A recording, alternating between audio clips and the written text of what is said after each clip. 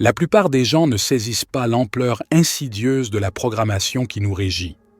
Dès l'instant où nos yeux s'ouvrent au monde, celui-ci entreprend de nous dicter notre identité, l'étendue de nos capacités, ce qui est admissible et ce qui demeure hors d'atteinte. Mais et si je vous révélais que la majorité de ces entraves n'ont jamais été intrinsèquement vôtres, elles ont été insidieusement murmurées à votre esprit, tissées à travers des décennies de conditionnement, des barrières invisibles méticuleusement érigées par une société qui tire profit de vos doutes.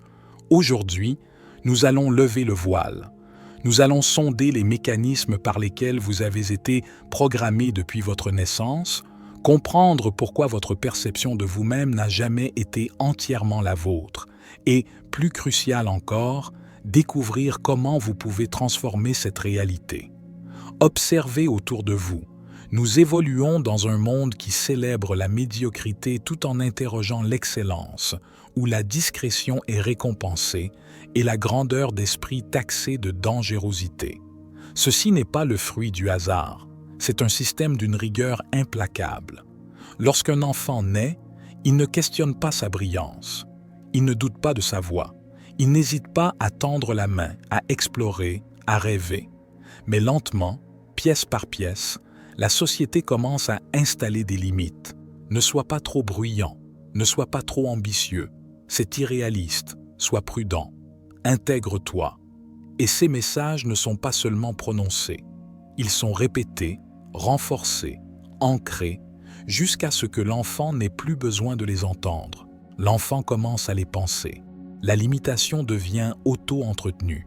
C'est ainsi qu'un esprit puissant est entraîné à douter de sa propre puissance, qu'un esprit brillant apprend à hésiter devant la grandeur. Ces états ne sont pas naturels, ce sont des conditions apprises. Alors, qu'est-ce que le concept de soi? Les psychologues nous disent que votre concept de soi, votre conviction interne de qui vous êtes, est largement façonné avant l'âge de 7 ans. À ce stade, le cerveau fonctionne principalement en ondes θ, un état subconscient hautement absorbant. C'est comme télécharger un logiciel sans filtre. Ainsi, si on vous dit « tu n'es pas bon à ça, tu es difficile, tu es timide, tu n'es pas assez intelligent », votre subconscient ne le conteste pas. Il l'accepte comme un fait. Et voici le point crucial. Votre concept de soi détermine ce que vous croyez pouvoir accomplir. Vous agirez rarement d'une manière qui contredit votre concept de soi. Si vous croyez inconsciemment que vous êtes moyen, vous saboterez inconsciemment l'excellence. Et si vous croyez que vous êtes indigne, vous repousserez inconsciemment l'amour, le succès et les opportunités. Cela nous mène à la programmation subconsciente. La recherche sur l'amorçage, priming, montre que des indices subtils peuvent activer des croyances et des comportements spécifiques sans notre conscience. Dans une expérience, des participants exposés à des maux liés au vieillissement ont marché plus lentement par la suite, sans savoir pourquoi. Ce que nous voyons, entendons et expérimentons à plusieurs reprises amorce nos réponses subconscientes. Si le monde vous amorce constamment avec des messages de limitation, vous fonctionnerez automatiquement dans ces limites. Ce n'est pas parce que vous êtes incapable, c'est parce que l'esprit suit le plan qui lui a été donné. Alors, vous vous demandez peut-être, pourquoi quelqu'un voudrait-il me programmer à penser petit?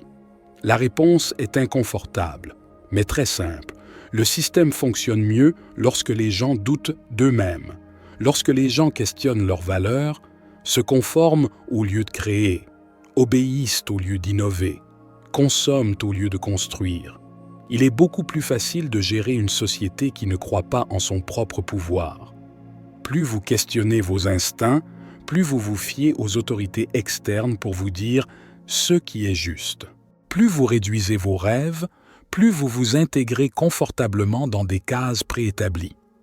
Il ne s'agit pas d'une grande conspiration, c'est juste un schéma. Un schéma qui profite de votre doute de soi, un schéma qui s'effondre lorsque vous vous souvenez qui vous êtes. Cela nous conduit à une sorte d'éveil qui se produit dans ce processus. La transformation commence lorsque vous percez cette pensée héritée, lorsque vous réalisez que les murs n'ont jamais vraiment été là. Le brouillard commence à se dissiper lorsque vous comprenez que votre hésitation n'était pas la vôtre, que vos peurs étaient empruntées, que vos limites ont été installées. Elles peuvent être désinstallées. Le pouvoir de réécrire le programme est le vôtre, mais personne ne viendra le faire pour vous. Vous devez consciemment choisir d'interrompre le schéma, non pas en espérant, non pas en souhaitant, mais par une reprogrammation délibérée. Alors, comment pouvez-vous vous reprogrammer concrètement? Eh bien, mettons cela en œuvre. Reconstruisez votre concept de soi chaque jour. Amorcez votre subconscient avec des mots basés sur l'identité. Ne dites pas seulement ce que vous voulez, dites qui vous êtes. Par exemple, je suis quelqu'un qui crée d'énormes opportunités. Je suis quelqu'un qui mène à bien sa vision, qui fait confiance à son intuition. Ne dites pas seulement « j'entre dans le succès » ou « j'entre dans plus d'espoir » ou « j'entre dans plus d'abondance ». Vous devez commencer à vous dire « je suis quelqu'un qui est abondant, je suis quelqu'un qui suit ma vision, je suis quelqu'un qui vit selon mes valeurs » ou quoi que ce soit d'autre, car le subconscient aime le langage du moment présent. C'est ainsi qu'il est programmé et il aime la répétition. Plus vous l'entendez et plus vous le ressentez, plus vous y croirez. Exploitez la fenêtre d'amorçage. L'esprit est le plus impressionnable juste avant le sommeil et juste après le réveil. Utilisez cette fenêtre pour alimenter votre subconscient de nouvelles croyances. Écoutez peut-être des enregistrements de mots que vous vous êtes dit, ou visualisez-vous réussir et inondez votre esprit de la réalité que vous voulez installer. Ressentez-le émotionnellement. Ne vous contentez pas de dire des mots, ne vous contentez pas de visualiser. Ressentez-le émotionnellement, car les émotions programment les croyances et les souvenirs. Défiez les pensées automatiques. C'est très important tout au long de votre journée. Repérez l'ancienne programmation qui dit « je ne suis pas bon à ça »,« ce n'est pas possible pour moi » ou « je gâche toujours tout ». Lorsque vous le remarquez, interrompez-le, remplacez-le. Dites « c'est une vieille histoire, je choisis différemment ». Cela peut sembler forcé au début, mais c'est ainsi que de nouvelles voies neuronales sont construites. Reprogrammation environnementale. Entourez-vous de personnes, de livres, d'espaces et de contenus qui normalisent la grandeur. Si votre environnement vous amorce constamment à la médiocrité, vous y retomberez sans cesse. Alors assurez-vous, mon ami, que votre environnement soutient votre expansion. Régulez votre système nerveux. Le subconscient résiste au changement lorsque le corps se sent en danger. Alors, pratiquez la respiration, pratiquez la méditation, pratiquez des exercices somatiques, créez de la sécurité dans votre corps afin que votre esprit puisse croire en de nouvelles possibilités.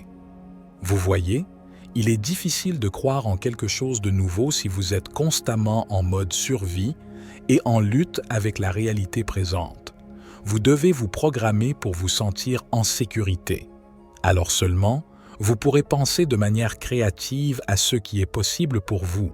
Vous voyez, la programmation est très profonde, mais votre conscience l'est bien plus encore. Elle est infinie. Vous n'êtes pas brisé. Vous n'êtes pas en retard. Vous vivez simplement selon un ancien script, mais vous pouvez en écrire un nouveau. Vous pouvez récupérer ce qui n'a jamais été destiné à être abandonné. Le monde essaiera toujours de vous façonner, mais votre plus grand pouvoir est de vous souvenir. Vous choisissez qui vous devenez. Le brouillard n'a jamais été permanent, mon ami. Coupons-le ensemble. J'espère que vous avez trouvé une grande valeur aujourd'hui. Et si oui, aimez la vidéo, abonnez-vous à la chaîne et partagez ce message avec quelqu'un qui a besoin de l'entendre. C'était David pour la sagesse infinie. Soyez bénis, mes amis.